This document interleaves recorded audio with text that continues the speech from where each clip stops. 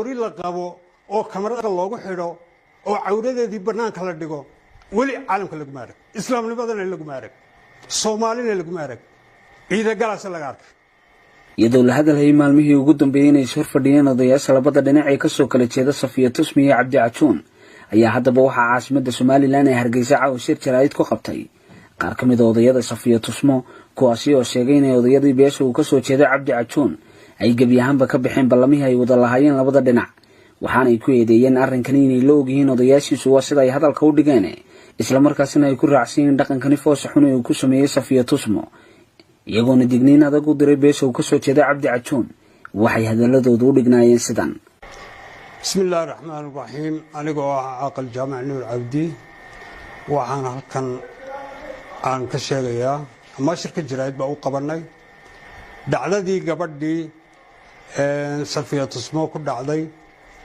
oo gilgishay Soomaali idilkeedba gabadhaasi beesha ay ka dhalatay baan annagoo ah Bahabar Cabdalla Makaahila dhacdadaasi markay dhacday Boorama joognay waan aragnay waan soo soconay Hargeysa nimid reerkii ninka oo ka dhashay ayaa ninkii soo dhaweeya waa ciida gale ani Yoonis iyo ciida gale weeyii waa gudoomiyihii waxaan helay garxajis ninka Cabdi Guuleed la yiraahdo aqladii wuxuu noo keenay garxajis oo dhan waan wada hadalnay gabadhaas maankeegii iyo maalkeegii baa la isku daray dhacdo fool xun oo Soomaali wali ka dhexdhicin ayaa lagu sameeyay ori la qabo oo kamarada aqal loogu xidho oo cawradeedii banaanka la dhigo wali caalamka lagu maarag islaamnimadana lagu maarag Soomaalina lagu maarag ciida galaas laga arkay arrintii caynkaas ahayd waan ka wada hadalay waxaan nidhi gabadhaas laba qodob baan soo jeedin waxaan nidhi gabadhaas halka ka ceebeysan kaale ka raali geliya magteediina halka soo dhiga waxay noogu jawaabeen inankayagu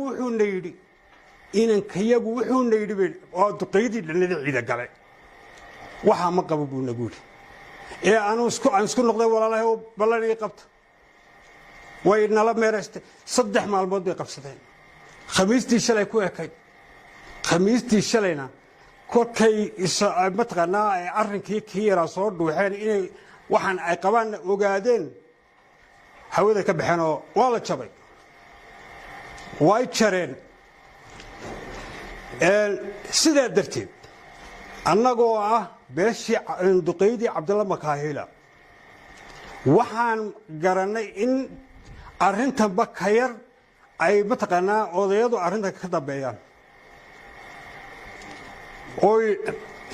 waxaan uu sameeyay dhaqankan xun inay iyagu raacsan yihiinba oo u dhan yihiinba ayaan mataqaanaa ogaanay sidaa darteed gabadha mataqaanaa Safiya Tusmo inanka waxaan sameeyay iyo hablaha ciida galana farxi maayaan inanta Tusmo iyo hablaha Makaahila la dhashayna oo imaayaan ee siday kuwaasi u ooyeen hablaha Makaahil iyo gabadha Tusmo ay hablaha ciida galay iyo inanka hernuba u ooyi doonaan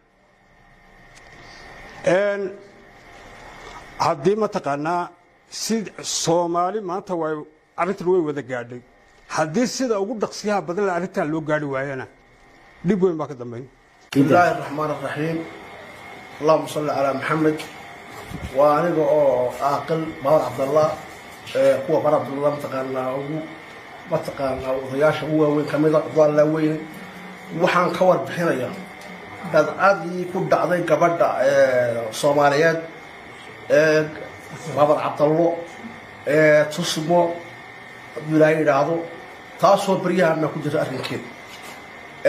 markuu fadeexada iyo ceebta miidiyaha ee islaamnimada iyo dhaqanka Soomaaliyeed waxa ku jira ku aragnay waxa raasinay cid wax ka dambeysay waxay noqotay nin qabay oo ciida gala ninkii iyo jilibkoodii iyo annagoo Bahabar Cabdalla waxaan isku gabnaa Hargeysa weekii hore waxay fadhiisanay guri waxaa nidhi mataqaanaa waa bal horta garta gur baa ka horeysa waxay yidhahdaan gur maanta ku wada hadalno waan ka yeelnay waan wada hadalnay waxay yidhaahdeen nimanow mataqaanaa balana siiya khamiisna na siiyo waan ka yeelnay khamiis shalay bay ahayd booraba ka soo kacatinay halkii baan imanay nimankii halkii balas noo qabtay odayaasha ahaa qalintaas suldaanada ahaa halkii may iban waxaa ka markhaati ahaa oo ka mid ahaa suldaan saleebaan cadagguda ninka la yidhahdo anuhu ma garanay magacaas cadagguda ninka la yidhahdo xagga kale hogaaminayay cadaggude waxa weeye hawshii sidaa u soo agaasimaya annaguna aan markaa doonayna inaan gabadhii aan ka wada hadalno oo dhexeeyaan ka wada hadalno arrinkii wuu nagu deeriyey maanta oo shalay oo ahayd khamiis waxaan maanta halkan ka sheegayaa 3 qodob horta cadagguda waxaan leeyahay nin baa habeen guuro waxaa arkay qori habeen kale waraabu moodayay waagi waa u bariyay qori wuxuu yidhi waxkumaday waraabo qori xalay qori waxaa xumaday waraabe waxsan qotay qori waxa loo noqon buu guuraha beena ka inta saan leh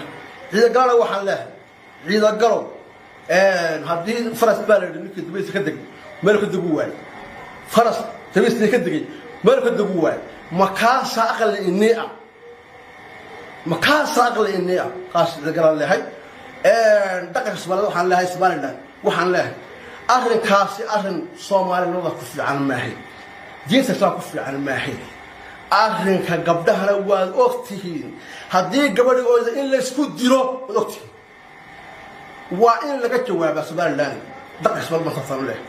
waxaan leeyahay ciida galow haddaas degdeg arrinka uga bixin weydo boolasi uga bixin weydo raali gelin ka bixin weydo waxaan yaala naga nutaalo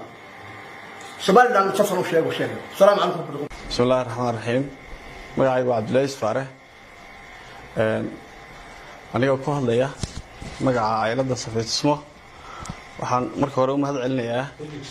dhammaan ummadii Soomaaliyeed ee ka dareenaysa dhacdadii foosha xun lahayd ee lagula kacay fanaanada Safeetismo sida hiil iyo hooba isla garab taagay arrintaana aad uga xumaaday aad baan ugu mahad celinayaa marka labaad sidaa wadaba sheegeen ciidagal arrintan inkastoo aan u dhanayn nimankii guddida ahaayna hor yimid ee arrintan nagala hadlayay si dhaqana Soomaalinimo leh hablaha iyo arrintooda lagu arki jiray runtii uguma hadleen si aan anshaxa ku wanaagsanayn iyo nolol kulmeen nolol dhaqmeen ballantii ay qabteenna way ka baxeen dabeed halka markay taagan tahay waxaan u sheegaynaa Soomaali meel walba joogtaba inaan arrintan Safeetismo sida laga hadhayn dadkeega iyo Soomaali meel kasta taagan tahay ay arrintaasi si adag looga jawaabi doono meel kasta oo la gashana aan ka daba tagi doono ilaa xaqeedii iyo meel ka dhacadeedii iyo magacbiintii lagu sameeyay falkii foosha xumaa cidii geysatay ilaa ay raalgelin ka bixinayaan cadagguleed la yidhaahdo kuma odhanin waa inaan gumeed eraqiya fiicnayni waxaan idhi astaantii gobtiyo aynigii ma leh Shaafici Cishqi